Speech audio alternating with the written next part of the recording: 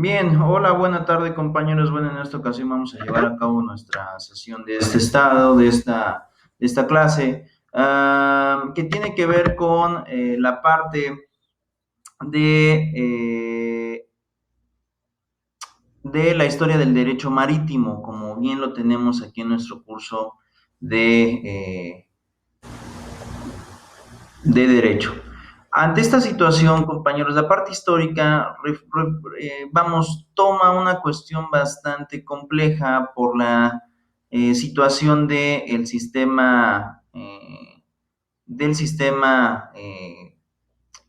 económico también y de la colaboración entre los países a lo largo de la historia para transportar mercancías. Fíjense, vamos a ir acá, lo que quiero es que vamos a esta parte, este documento que vamos a estar revisando. Y le digo por lo siguiente, fíjense, para ser sinceros,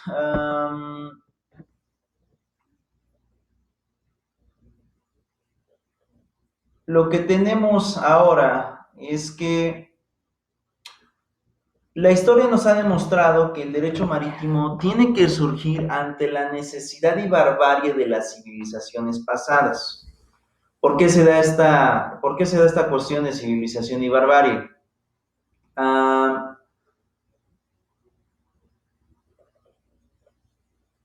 Esto tiene que ver con lo que hemos visto a partir del siglo XVI al XVIII, que es donde con mayor frecuencia se dan estas aportaciones comerciales. Entre el siglo XVI y XVIII, es decir, por el año 1500 al año 1600, 1700, estos siglos, ¿qué es lo que sucede a lo largo del mundo? Lo que tenemos es prácticamente el apoderamiento de los países para poder concentrar mayor riqueza a lo largo del tiempo. Sin embargo, esto implica una situación bastante difícil, puesto que lo que se empezó a generar fue un ambiente de,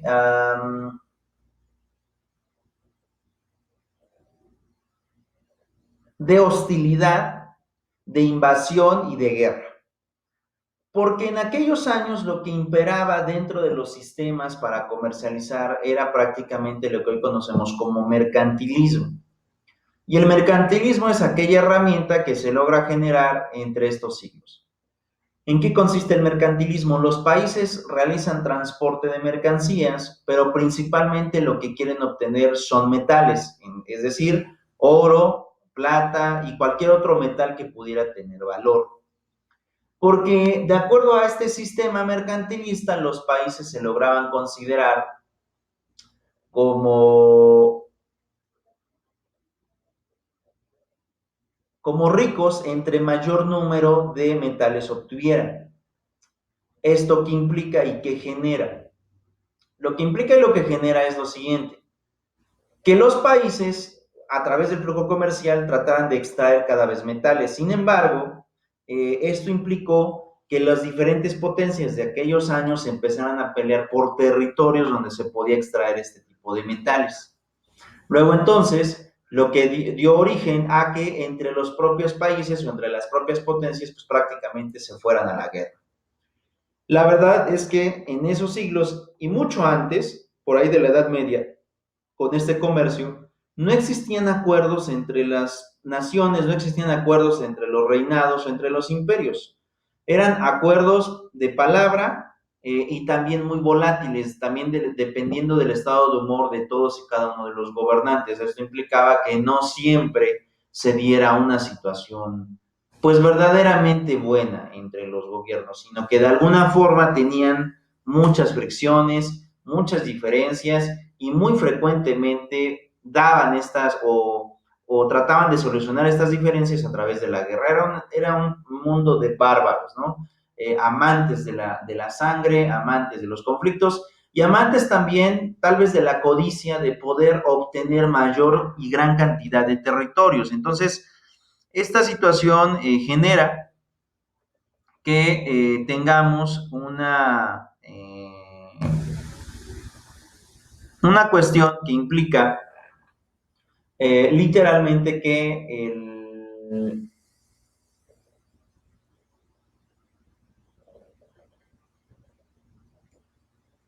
el Estado o los estados pues no pudieran llegar a un acuerdo. Mucho tiempo se estuvo trabajando de esta forma. De hecho, todavía en el siglo XIX, donde empieza esta situación industrializadora del mundo, en donde empiezan las industrias y donde se empieza a medir de alguna forma los crecimientos económicos de los países a través del Producto Interno Bruto, también dejaban de existir estas regulaciones. No había acuerdos, no había tratados internacionales. Lo que se trató de generar fue prácticamente hacer una especie de amigazgos entre los países, es decir, colaboraciones, a efecto de poder generar ese tráfico de mercancías u obtener ganancias de estos flujos. Luego entonces, todavía en aquellos años y por ahí del principios del siglo XX, pues todavía teníamos conflictos, es decir, viene la Primera Guerra Mundial, la Segunda Guerra Mundial, y a finales del siglo XIX la independencia de los Estados Unidos de Norteamérica, y a principios del siglo XIX la independencia del caso mexicano. Entonces, en realidad es que en aquellos años era una situación muy compleja, había muchas diferencias entre las diferentes facciones del Estado, y eso implicaba pues con mayor parte una situación de violencia. Pero bueno, vamos a ver un documental y ahorita regresamos porque tengo aquí ya un documento que quiero que veamos, que es el Derecho Marítimo de Labores, pero también quiero que visualicemos un video que implica acerca de la historia mundial respecto de esta situación en materia aduanera. Entonces, vamos a revisarlo y regresamos en un momento. Carga y descarga de buques demoraba días o semanas, debido a que los pueblos de la antigüedad realizaban casi todas sus actividades con sus manos. Sin embargo, para realizar este proceso de carga era necesario algo de minuciosidad. Los trabajadores de las canteras utilizaban las barcazas del Nilo de aproximadamente 60 metros de largo para el transporte de obeliscos que pesaban cientos de toneladas. Los investigadores no han logrado aún determinar cómo se erigieron estas estructuras y qué decir de su transporte. Una teoría propone que los obreros egipcios enterraban la barcaza en la arena de las riberas del río. Después se utilizaban sogas y trineos para arrastrar los monumentos y colocarlos sobre las embarcaciones cubiertas de arena. Después de colocar los obeliscos adecuadamente, los obreros extraían la arena de la barcaza para depositar los obeliscos en la embarcación. Posteriormente se retiraba la arena que rodeaba la barcaza para permitir su desplazamiento. Lo que sí es cierto es que para los egipcios y otros pueblos de la antigüedad, la tarea en las zonas de carga era ardua. Básicamente, la carga y descarga de embarcaciones consistía en el levantamiento y transporte de una gran variedad de mercancías que se transportaban de un lado a otro y se almacenaban cuidadosamente. Realmente era necesario algo de conocimiento para ello, pero era ante todo una actividad de fuerza y de organización humana comparado con otra actividad menos ruda. Si bien la carga y descarga de las embarcaciones primitivas no es algo resaltante, no puede decirse lo mismo de sus instalaciones. Los puertos romanos eran considerados las puertas del imperio y los ingenieros se tomaron muy en serio su construcción. La aparición de lo que consideramos puertos modernos, con muelles, embarcaderos y rompeolas especiales, se remonta al Imperio Romano, en el que existían ingenieros de alto nivel. Ciertamente, los romanos fueron los mejores ingenieros de la época. Ellos utilizaban elementos asombrosos, como enormes bloques de mampostería y cemento. Los romanos elaboraban cajones y construían buques alrededor de estos enormes bloques, que eran llevados hasta un lugar determinado y eran liberados para hundirse en el fondo marino. De esta manera, los romanos lograron modificar la topografía submarina y edificar puertos en áreas donde antes solo había agua. Posiblemente los puertos eran maravillas de la ingeniería, pero las tareas de carga y descarga todavía se llevaban a cabo con la tecnología más primitiva, la fuerza humana.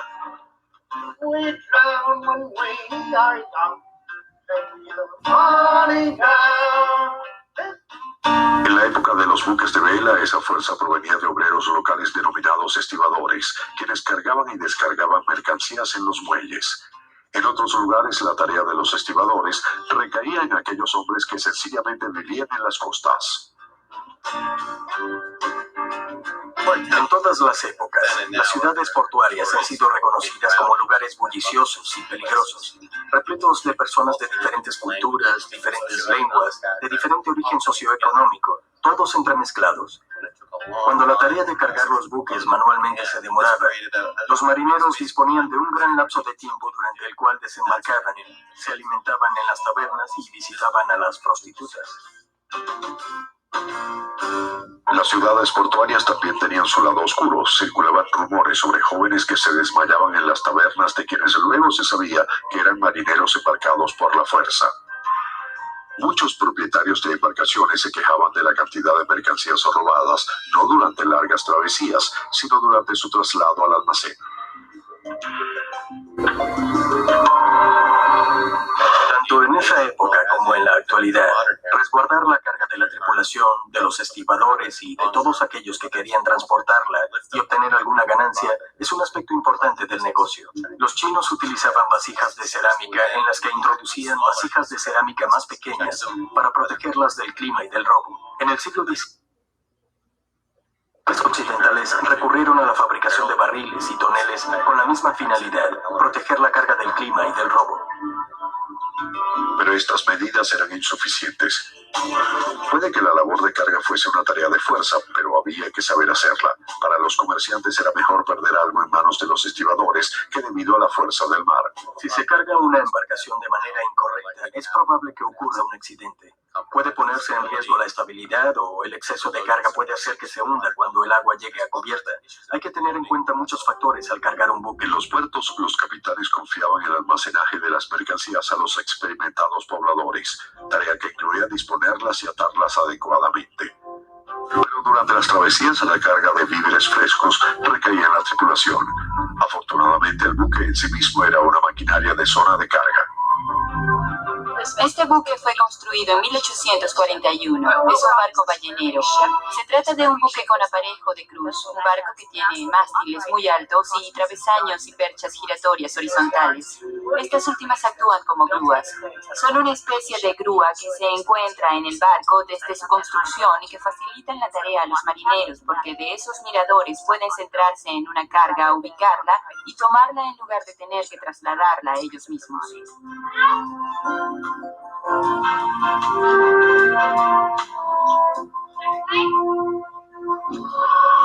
Los marineros usaban enormes redes de carga elaboradas con sogas para embarcar todo tipo de mercancías en los buques, pero un objeto en particular contenía la mayor parte de la carga, el modesto barril. En el siglo XIX fue el equivalente del contenedor metálico de hoy. El barril se utilizaba como contenedor, podía contener vino, agua, whisky, todo aquello que generalmente pensamos puede transportarse en barriles. Pero también podía contener clavos, manzanas, porcelana protegida con acerrín, juguetes, repuestos para barriles, velas de barcos, casi todo. La razón por la que se le consideraba tan útil antes de aparecer los montacargas era que podía rodarse con ambas manos, con una sola, con un dedo o manipularse fácilmente. Podía voltearse con facilidad, es posible balancearlo tan fuerte que casi logra mantenerse sobre su borde. Además puede girar sobre sí mismo, así que es un objeto perfecto. Se utilizó en el siglo XIX, pero es un objeto que se remonta a la época de los egipcios. Gracias a su forma, el barril era una herramienta en sí mismo, mitad rueda, mitad palanca. Pero por más perfecto que fuese, dependía de los fuertes brazos y espaldas de los marineros para llegar al barco. Pero a comienzos del siglo XIX, la potencia del vapor comenzaba a cambiarlo todo.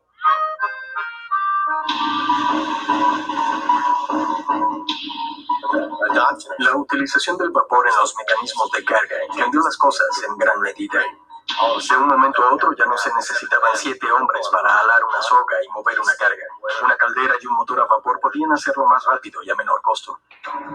Pero el vapor era mucho más que un catalizador de la velocidad. Durante más de un siglo, los obreros debieron enfrentar el desafío de la mecanización y el derecho a organizarse. La confrontación desembocó en uno de los días más sangrientos en los almacenes.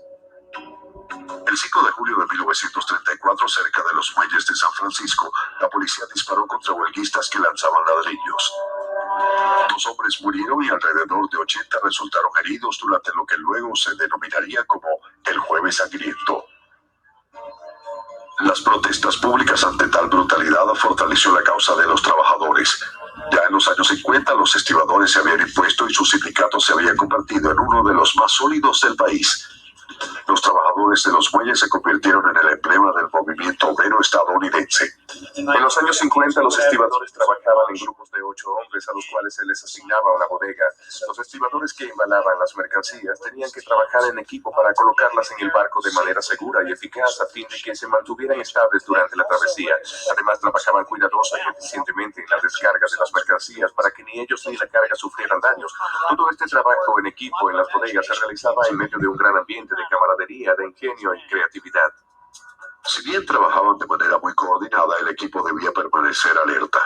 La labor en una bodega de carga podía ser muy peligrosa. Al descargar las mercancías, su estado dependía de las habilidades de las personas que las habían depositado en el buque en algún lugar del mundo. Debido a que las olas ocasionan que los barcos suban a una altura de 3, 5, 8 metros, la embarcación se balancea enormemente y las mercancías pueden correrse si no están bien distribuidas y al intentar descargarlas puede ocurrir algún accidente.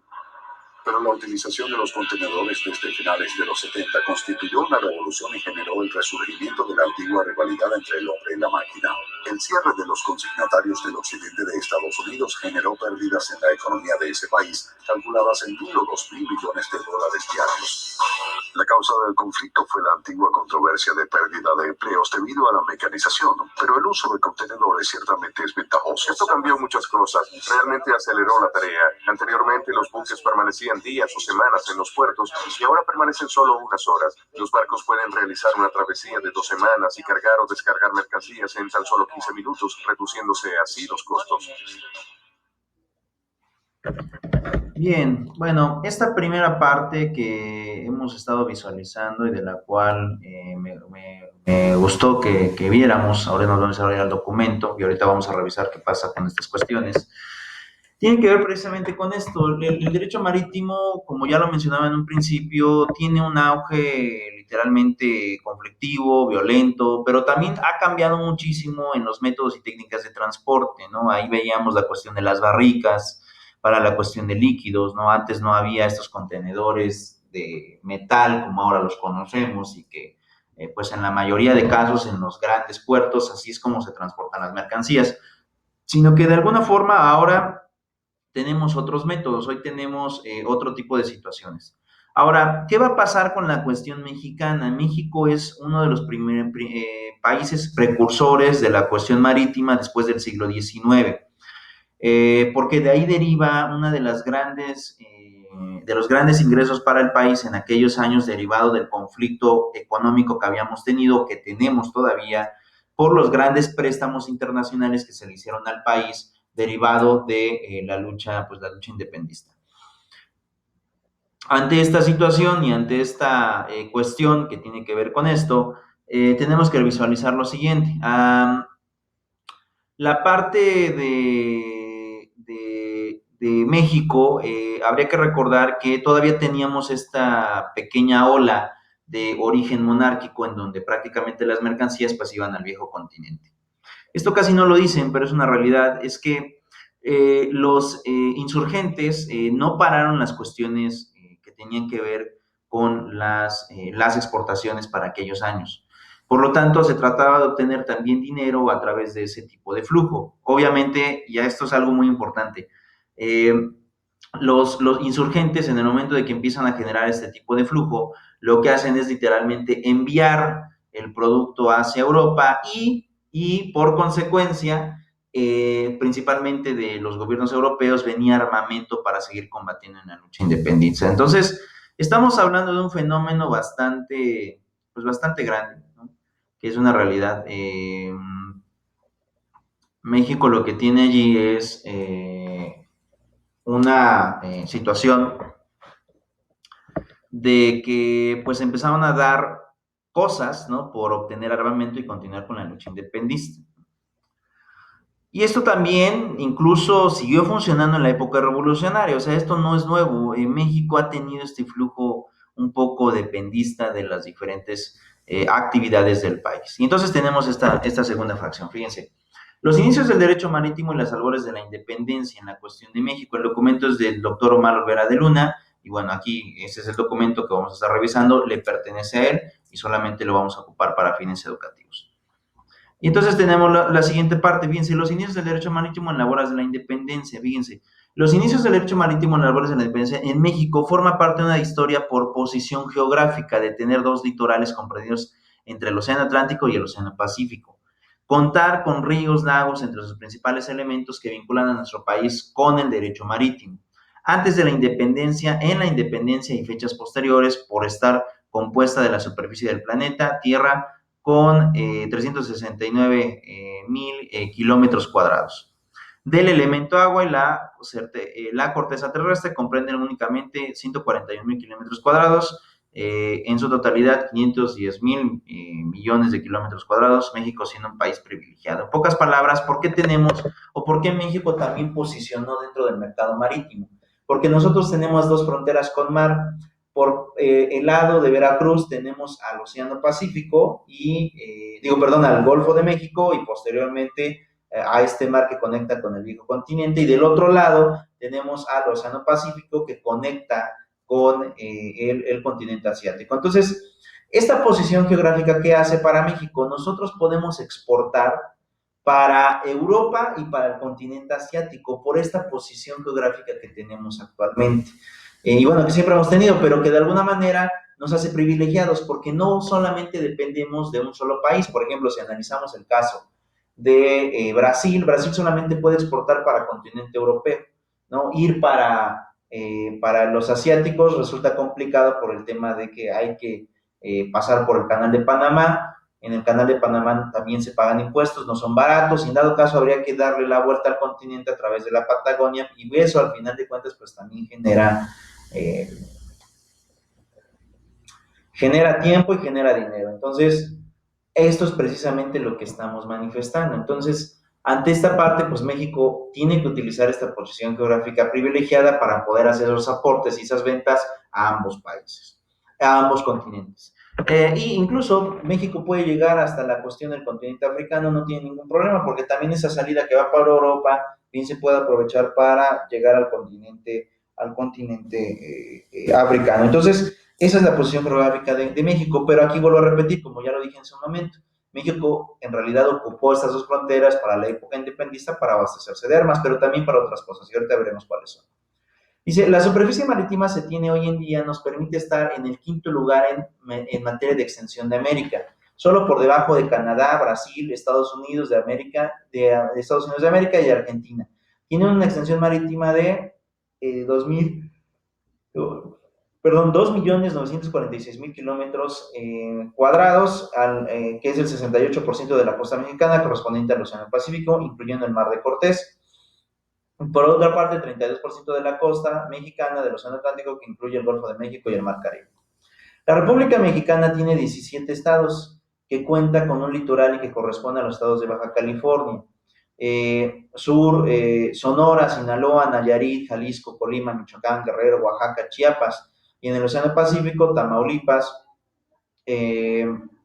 Veracruz, Campeche, Tabasco, Yucatán y Quintana Roo en el Océano Atlántico. Entonces vean cómo está esta situación. Atlántico, toda esta región de Veracruz, Tamaulipas, y del otro lado del Océano Pacífico tenemos a Guerrero, a Baja California, Sonora, Sinaloa, toda esa extensión que va para ese mercado. Entonces, por eso es el posicionamiento de México, por eso la gran importancia. Y de Latinoamérica tenemos la quinta actividad más fuerte del continente en cuestión de comercio internacional, comercio exterior.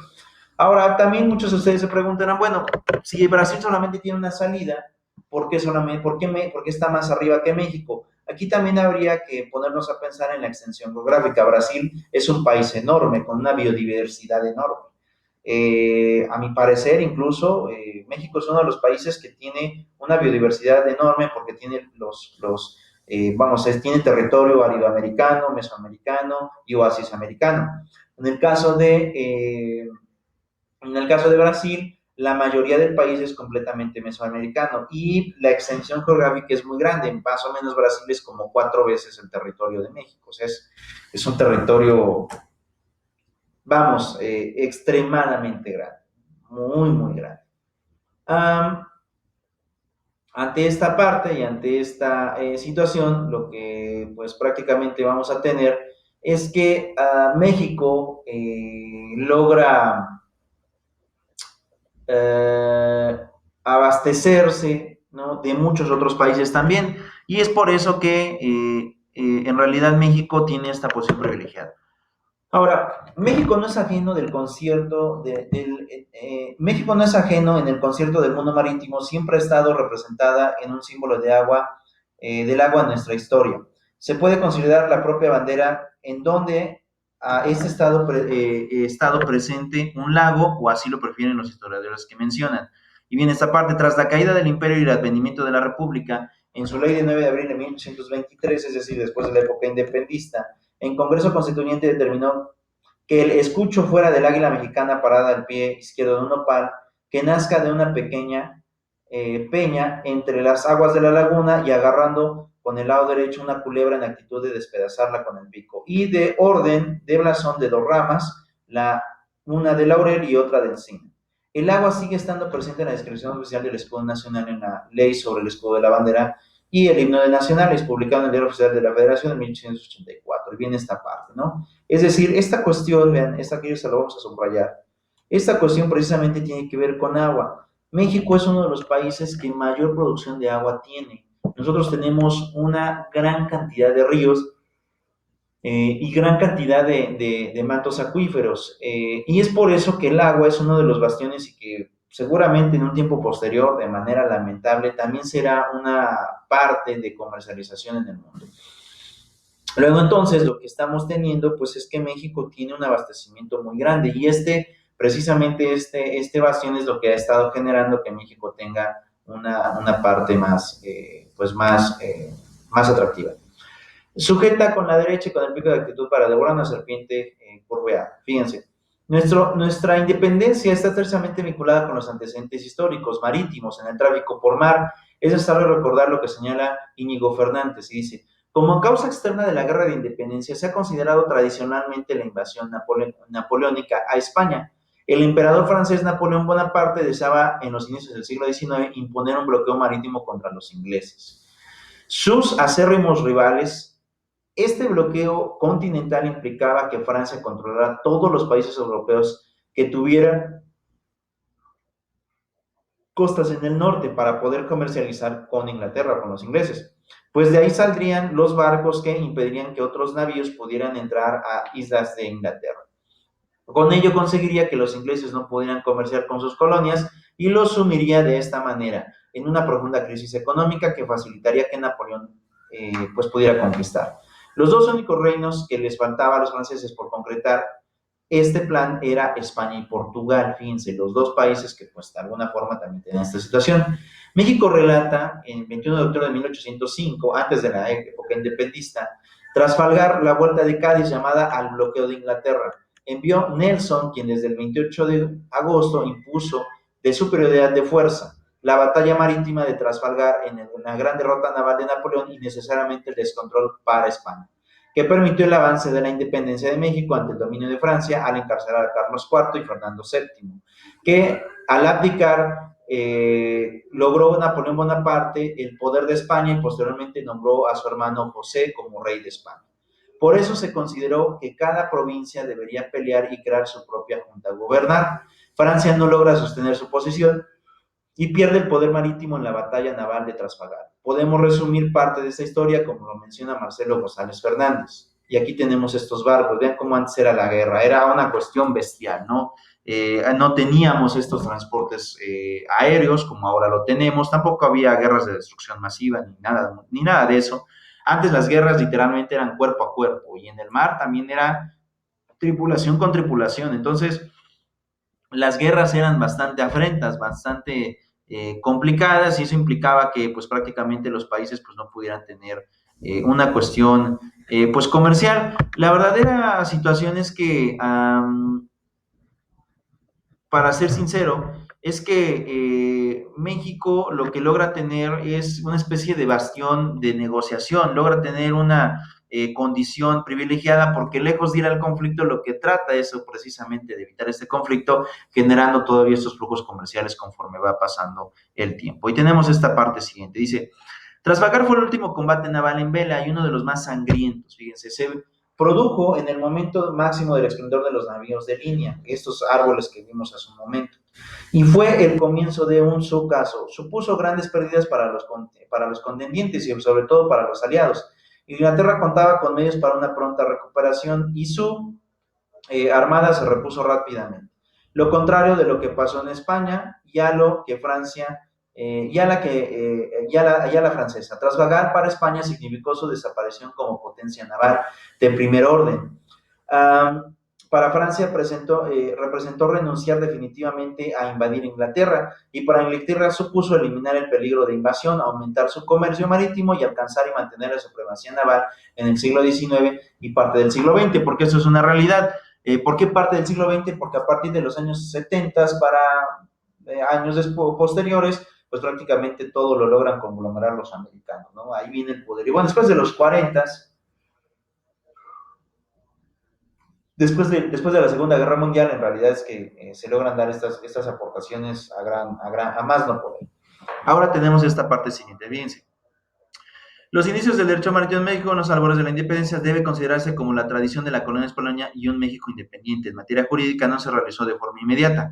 Por el contrario, en una época de revoluciones y de evolución de instituciones jurídicas, y es por eso que el maestro Guillermo Flores Margadán refiere: dada la transición tan gradual entre el colonialismo y la independencia, en colaboración con tantos españoles liberales y criollos latinoamericanos, es natural que los jóvenes países independientes no rechazaran de forma inmediata y global toda la tradición jurídica española. Por lo tanto, y por lo pronto, se conservó el derecho español colonial en todo aquello que no fuera incompatible con la nueva independencia. Las energías legislativas de las primeras generaciones de la frase independiente se dedicaron a organizar institucional y administrativamente los nuevos estados, pero sus tentativas se vieron complicadas con las luchas entre liberales y conservadores y entre masones y clericales, que eso también es algo muy importante y algo que no nos dicen. Pero la verdad es que estos grupos que tienen que ver con religión y grupos que de alguna manera no son religiones, pero son centros de culto, pues sí, a lo largo de la historia han tenido una situación muy adversa, muy complicada, y que curiosamente ha influido en la toma de decisiones de los gobiernos. Es más, México en el siglo XIX no tomaba decisiones, ningún presidente tomó decisiones si no tomaba parte o no les pedía prácticamente el consejo a esta especie de grupo llamado las logias masónicas para su realización. Entonces, vean el influyentismo que tienen. Ahora, si eso tienen esos grupos, por otra parte, pues también, ¿qué es lo que van a tener? Pues también lo van a tener la cuestión de las cuestiones religiosas, ¿no? Que para aquel momento, pues la Iglesia Católica era la que tenía más auge, aunque no era la única, también estaba ya el movimiento judío, y por otro lado, también estaba la cuestión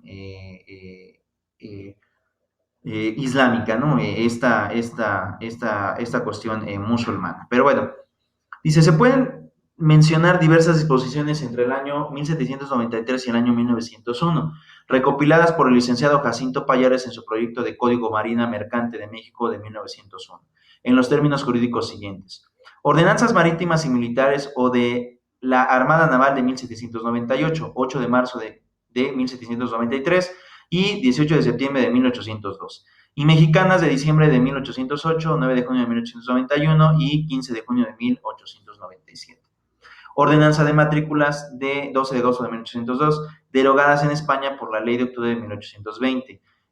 Ley de 9 de junio de 1824, autorizando al Ejecutivo para expedir patentes de corso y reglamentarlas, entre tanto los observaran las leyes del cuarto y libro quinto y sexto. Ahora, fíjense, vean todas estas situaciones que tienen que ver con la cuestión de la cuestión marítima. Fíjense, 28 de enero, subordinación de capitanes de puerto a comandantes de marina y vigencia de ordenanza naval, ¿no? En 1829, requisitos de nacionalizar buques y expedir las patentes, porque eso también implicaba que México lograba tener mayor acaparamiento de naves, ¿no? Esto implica tener más poderío militar para aquellos años. Visita de la sanidad de buques, cualidad de tripulación de buques, nacionalización de buques, ¿no? Y bueno, prácticamente viene toda esta situación. Permiso para armarse de corso sobre tejas, y bueno, viene toda la cuestión de la regulación marítima. Fíjense, intervención de los cónsules de naufragios en relación con la cuestión de la costumbre española, porque esto es importante, ¿no? Como lo mencionamos hace un rato, la costumbre española naval, esa nunca se perdió, esa continuó hasta la actualidad. Fíjense, decreto reglamentario, bueno, todas estas situaciones que prácticamente empezaron a generar, pues estas intervenciones de Estado, estas cuestiones que tienen que ver con todos y cada una de las regulaciones que se tuvieron en la época independentista hasta el 1901. O sea, prácticamente México estuvo 100 años inmerso en la regulación de estas situaciones, 100 años inmerso. Por lo tanto, pues sí tenemos una situación bastante, pues grande, ¿no? Una situación bastante amplia, porque prácticamente la situación naval de Mexicana se institucionalizó a partir del 23 y todavía llegó hasta unos 90 años posteriores de esta institucionalización. Es decir, todo el siglo XIX México prácticamente tenía operaciones navales muy grandes, no solamente en cuestión militar, sino con mayor proporción en los flujos comerciales. Y esto implicaba que México a lo largo del siglo XIX y a principios del siglo XX, y ya donde culmina en el siglo XXI, se empieza a posicionar dentro del mercado internacional. Por eso hoy, y aunque parezca irrisorio, México pertenece a las grandes potencias. México es parte de este llamado G20, porque en el mundo existen muchos países, pero los 20 más ricos, increíblemente, pues México allí figura. Ahora, de ahí a que estemos realmente ricos, bueno, yo lo dudo mucho, ¿no? Pero habría que ponernos a pensar, si nosotros somos en teoría un país rico, ¿cómo estarán los demás países? Son más de 100 países en el mundo, ¿cómo estarán los demás que no pertenecen a este G20? Entonces, estarían completamente, pues, devastados en regímenes pues, de completa pobreza. Ahora tenemos por otra parte lo siguiente, fíjense, la recopilación de datos en materia legislativa de derecho marítimo en nuestro país permite observar que en la época colonial y en el periodo de la independencia la prioridad no fue el mar ni su reglamentación, a pesar de ser México un lugar de tradición marítima, como puede desprender a Carlos J. Sierra. Su influencia económica y los lagos Texcoco, Chalco, Xochimilco, Zumpango y Xaltocán se convirtieron en vías fluviales donde las canoas se unificaron en el ejercicio comercial.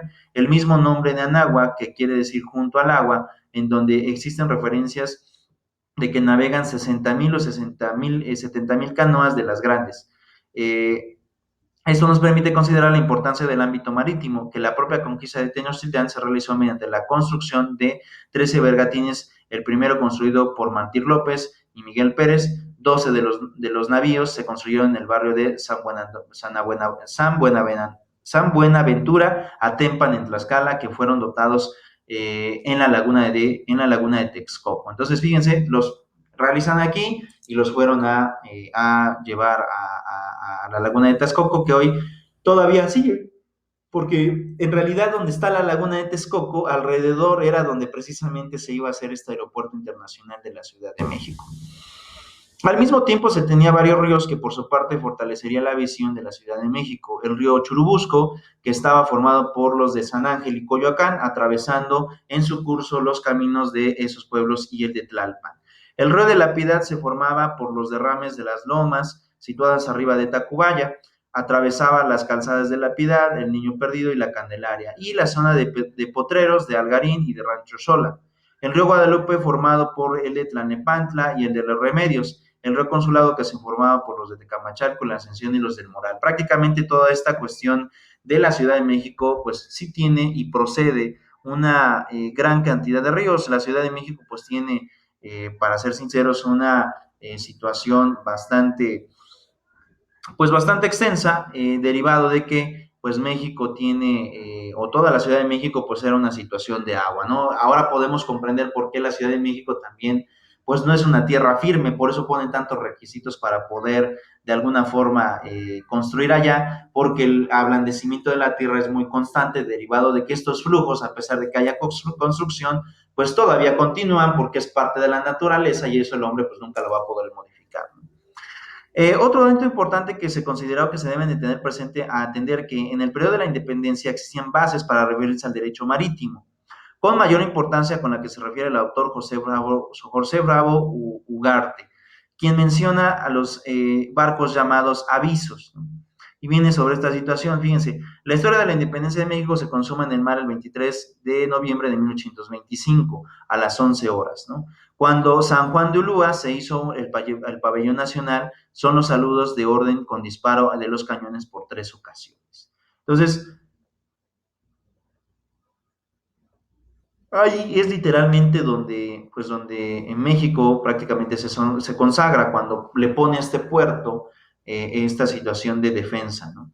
Ahora es un museo, ya no sirve como bastión, está, pues para ser sincero, prácticamente en el mar, y por otro lado está, por así decirlo, pues ya a comparación o como actualmente son las guerras, pues resulta mínimo el poder conquistar esa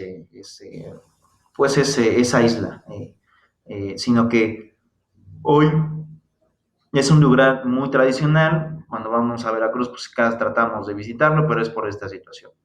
Visualmente, Mario Lavalla Gudín refiere, en tanto Pedro Sanz de Baranda, comandante de las fuerzas navales, organizó la escuadrilla con buques de mayor porte, que con anterioridad había adquirido Mariano Michelada en Inglaterra. La cuadrilla quedó integrada por los buques siguientes: Fragata, Libertad, Vegatines, Victoria y Bravo, Balandras, Papaloapan, Tampico, Orizaba, Chalco y Paletbot Federal.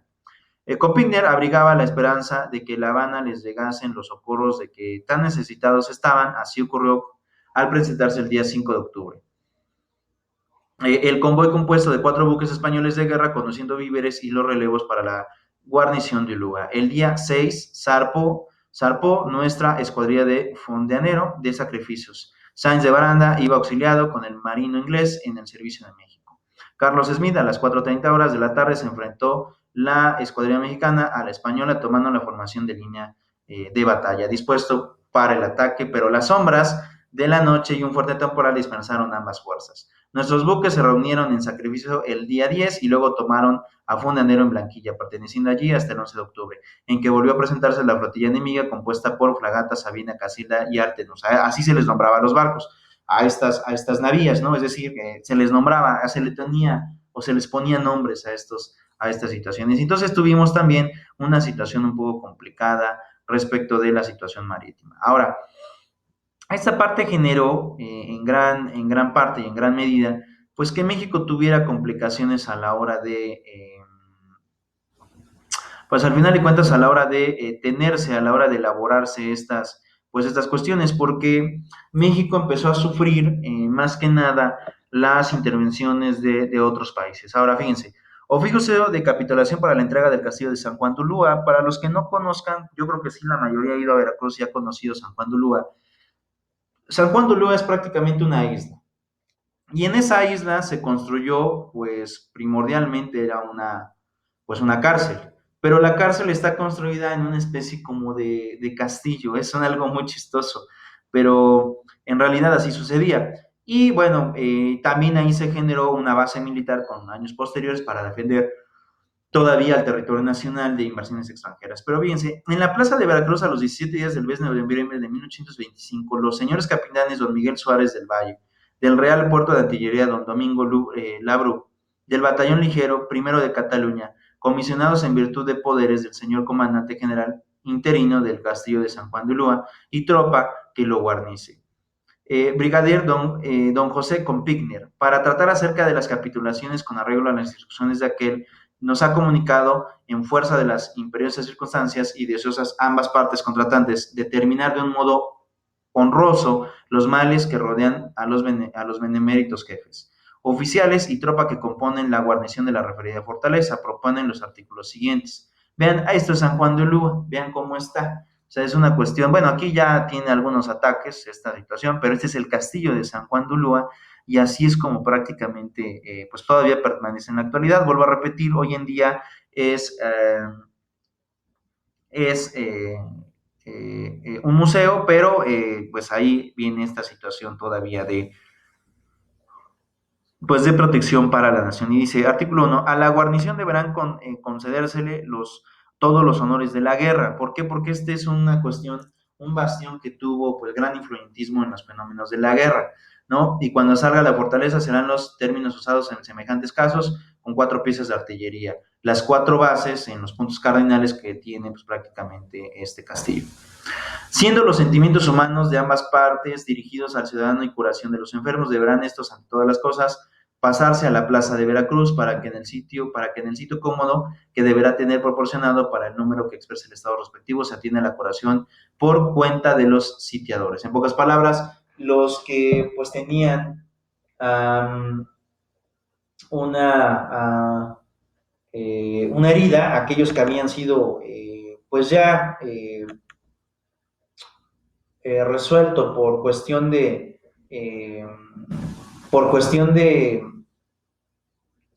el conflicto militar, es decir, que habían resultado heridos, pues bueno, ¿qué iba a pasar? El fuerte iba a continuar combatiendo y aquí ya Veracruz, pues ahí sí ya iba a tener todo el acceso a servicios hospitalarios para todos y cada uno de los ciudadanos. Entonces, eso es algo muy importante porque nos empezamos a dar cuenta que estos bastiones empiezan a tener un gran auge de orden o de índole, pues primordial, ¿no?